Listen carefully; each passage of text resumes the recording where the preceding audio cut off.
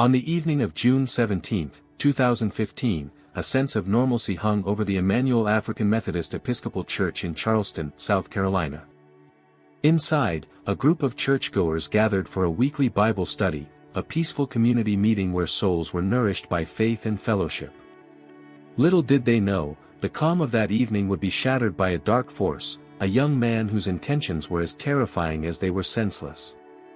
Dylann Roof, a 21-year-old man, walked through the doors of the church that night with a smile on his face, blending in with the crowd.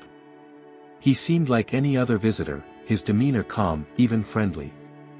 But as the group bowed their heads for prayer, something inside Roof snapped, and in the span of just a few minutes, the church would transform from a place of worship into a scene of unspeakable horror.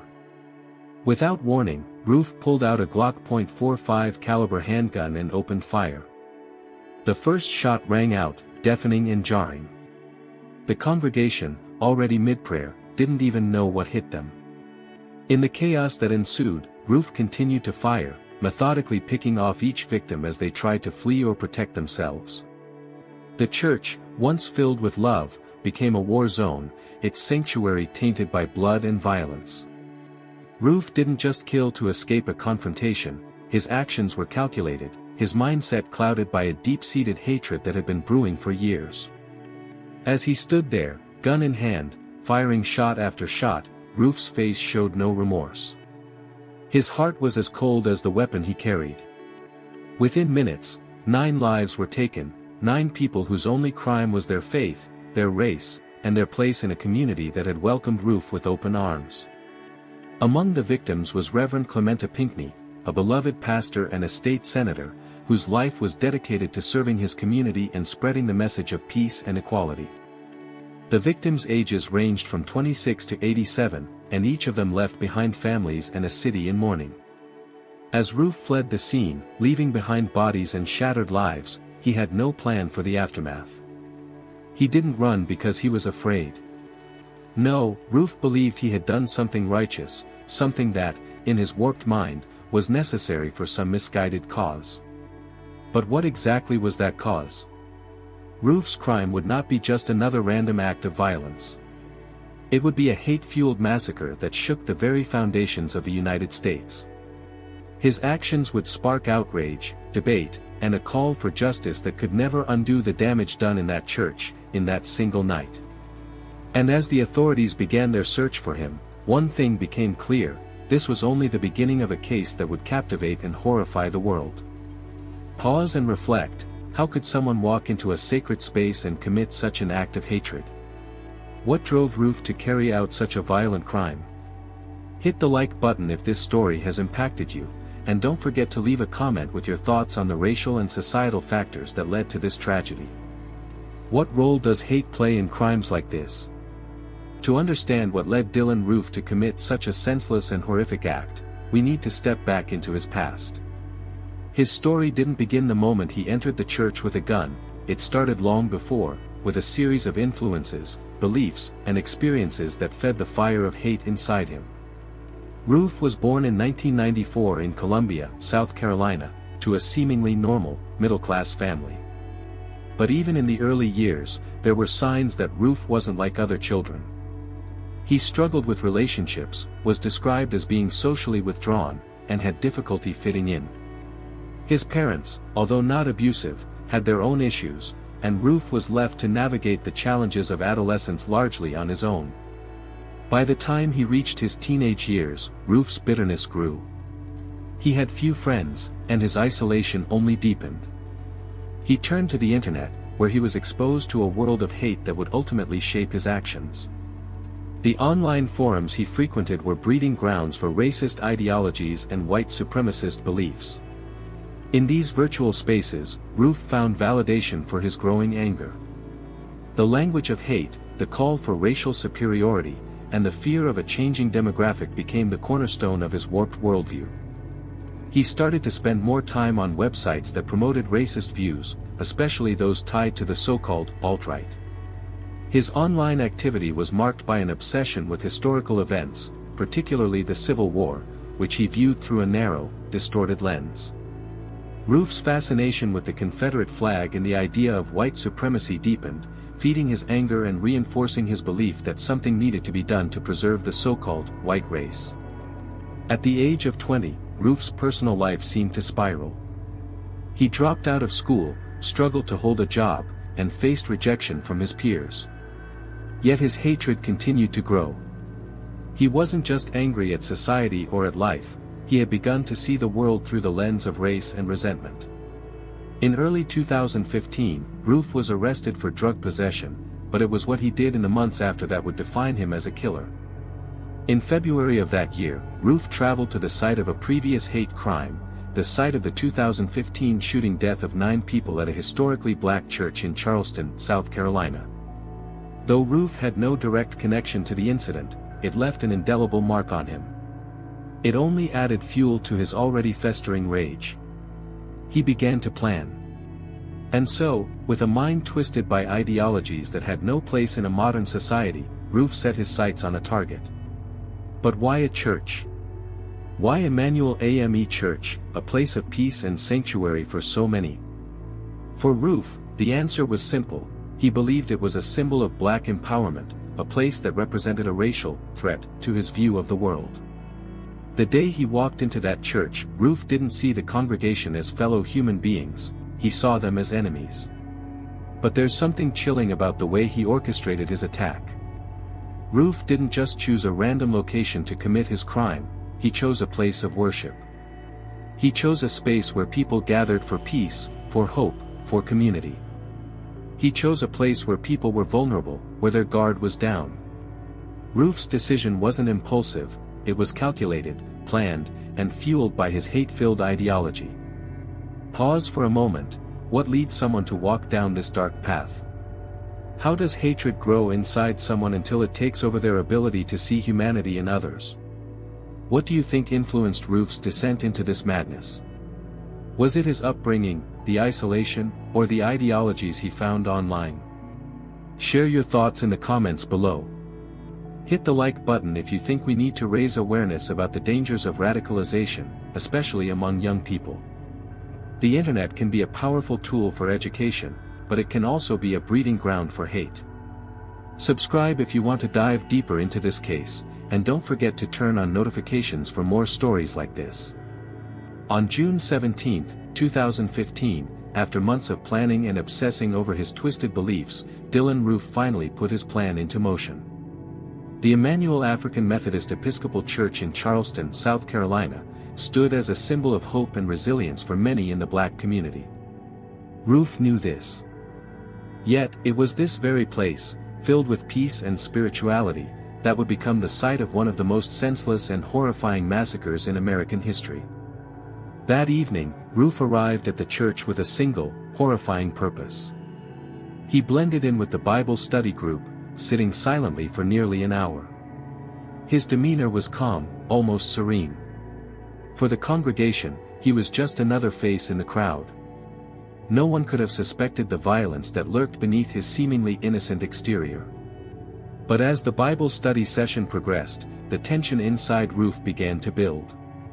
His calmness was a mask, beneath it, hatred simmered, ready to erupt. As the group bowed their heads for a prayer, Roof's mind was already made up. He had been planning this moment for months, and now, as the prayer rose from the church's congregation, Roof could hear nothing but the deafening silence in his mind, urging him to take action. It was then that he pulled out his Glock .45 caliber handgun. The first shot rang out, violently tearing through the stillness, breaking the sacred moment. In a place built on prayer and community, the air was instantly filled with the sickening sound of violence. The group, which had been immersed in their faith just moments before, now found themselves scrambling for their lives. Roof didn't hesitate. He was methodical, his gunfire relentless. As he picked off each victim one by one, he moved with chilling precision, as if he was carrying out a ritual rather than an act of random violence. The terror in that room must have been unimaginable. The survivors later spoke of hearing the desperate cries for mercy and seeing their loved ones fall before them, helpless and terrified. Roof didn't just kill to end lives, he sought to make a statement. He targeted people who had done nothing but offer kindness and love. He didn't show remorse. As each shot was fired, Roof seemed emboldened by his own twisted sense of righteousness. To him, this was a necessary act, a message to the world. But what exactly was his message? After the massacre, Roof fled the scene, walking calmly out of the church, leaving behind a trail of blood and shattered lives. He didn't rush. He wasn't afraid. His indifference to the horror he had just unleashed was terrifying. As he walked out into the streets of Charleston, a city that had just been rocked by unimaginable tragedy, Roof felt no guilt, no fear of reprisal. He believed he had done something right, something necessary. Roof was eventually apprehended the next day, but the aftermath of his actions reverberated across the country. The nation, already divided over racial tensions, now found itself grappling with the raw horror of what had just transpired. 9 innocent lives were lost in the name of a hatred that had no place in a world built on equality and love. Pause and think for a moment, how does a person get to the point where they can kill with such cold detachment? What must go through someone's mind as they pull the trigger in a place meant for healing? What do you think of Roof's behavior during the attack? Was it a reflection of a deep mental breakdown, or was it something else entirely? Leave your thoughts in the comments below. Hit the like button if this case makes you reflect on the nature of hate and violence in our society. Subscribe and hit the notification bell if you want to continue exploring these important stories and dive deeper into the complexities of human behavior. The morning after Dylann Roof's rampage, Charleston was a city in shock. The Emanuel African Methodist Episcopal Church, a cornerstone of the community and a symbol of faith and resilience, had been turned into a crime scene. 9 innocent lives had been stolen in an act of unspeakable violence, and the sense of disbelief was palpable. How could this happen? How could someone walk into a church, sit among strangers, and leave behind a trail of blood and death? Roof, after committing the massacre, hadn't run far. He was on the move, but with an eerie sense of calm. It wasn't long before authorities zeroed in on him. A massive manhunt ensued, and within 24 hours, Roof was apprehended without incident. He didn't resist arrest. He didn't try to flee. Instead, he was captured in Shelby, North Carolina, and brought in to face the consequences of his actions. As the news spread of his capture, the nation breathed a collective sigh of relief. But the gravity of the crime had only begun to sink in. Roof's act of terror was not just a random shooting, it was a calculated attack fueled by racial hatred, aimed at a community that had always been built on peace and unity. His capture, while marking a small victory for law enforcement, did nothing to heal the deep wounds he had inflicted on Charleston and the nation. In the days that followed, Roof's motives became clearer. The disturbing photographs he had posted online before the shooting showed him holding a Confederate flag, a symbol of the white supremacist movement, and posing with weapons that were used in the attack. Roof had left no doubt about his intentions. This was an act of hate, an execution in his mind, to target and kill those he deemed unworthy of living based on their race. The city of Charleston, however, responded not with hate, but with unity. In the face of tragedy, the community came together to mourn, to support each other, and to honor the 9 lives that had been lost. A memorial service was held at the church, attended by family members, friends, and even President Obama, who delivered a moving eulogy for the victims. The service wasn't just about mourning loss, it was a message of hope, resilience, and the unshakable power of forgiveness. But as the days turned into weeks, the legal proceedings began. Roof was charged with multiple counts of murder, attempted murder, and federal hate crimes. His trial would become a national spectacle, as people across the world tuned in to see the man responsible for such unspeakable violence face justice. Yet, even in the face of overwhelming evidence, Roof showed no remorse. His cold indifference to the pain he had caused was chilling. During his trial, Roof chose to represent himself, a move that stunned many. His behavior in court was erratic. He frequently made racist remarks, even as the families of the victims sat in the courtroom. He showed no empathy for his actions and, in fact, seemed to take pleasure in the media attention and the chaos he had caused. His defense was lackluster, as he attempted to downplay the gravity of his crime, but it was clear to everyone that Roof was not the victim, he was the perpetrator of a hate-fueled massacre. As the trial progressed, the victims' families became a focal point of the proceedings. Despite the horror they had endured, many of them found it within themselves to forgive Roof, offering a powerful message of peace and reconciliation. Their strength in the face of such profound loss was a testament to the power of love over hate, and their words would resonate far beyond the courtroom. In January 2017, Roof was convicted on all 33 federal charges, including 9 counts of murder, and sentenced to death. The jury's decision was met with a sense of justice, but the pain of the victims' families was far from alleviated. Roof's conviction didn't bring back the lives he had taken, nor did it undo the damage he had caused. But it did mark the beginning of a new chapter, a chapter where the survivors and the families of the victims could begin to heal, even as they knew the scars would never fully fade. Pause and reflect. Do you believe justice was served in this case? Or do you think Roof's sentence was too lenient given the racial hatred that fueled his actions? What are your thoughts on how the families of the victims responded to Roof's actions? Could you find it within yourself to forgive someone for such a heinous crime? Share your thoughts in the comments below, and hit the like button if you believe that even in the darkest moments, unity and forgiveness can triumph over hate. Subscribe if you want to stay updated on important true crime stories and the stories of those who rise above the darkest moments in history. On January 10, 2017, Dylann Roof was sentenced to death for his actions, marking the end of a painful chapter for the victims' families, but it did little to erase the scars his crime had left on the nation. The courtroom was filled with mixed emotions, relief that justice had been served, but a deep sadness that no punishment could ever bring back the 9 lives that had been stolen so violently. Roof's conviction on 33 federal charges, including the murders of 9 innocent churchgoers, was a clear statement: this was a hate crime, and he would be held accountable. Yet, as the sentencing concluded, Roof's indifference to his actions remained. He showed no remorse. His cold, emotionless expression throughout the trial was unsettling. Even as the families of the victims offered their words of forgiveness, Roof's lack of empathy stood in stark contrast. For many, this was the hardest part, the realization that Roof, despite his conviction, still viewed his actions through a lens of twisted justification, unable to comprehend the immense pain he had caused. After the sentencing, Roof was taken to death row at the Terre Haute Federal Correctional Institution, where he now spends his days. In the isolation of his cell, Roof's life has become a haunting reminder of the consequences of hate. He lives a life confined by 4 walls, surrounded by the same anger and delusion that led him to commit his horrific crime. Roof's days are marked by legal battles, and his attorneys continue to appeal his death sentence, citing his age and mental state as grounds for mitigation.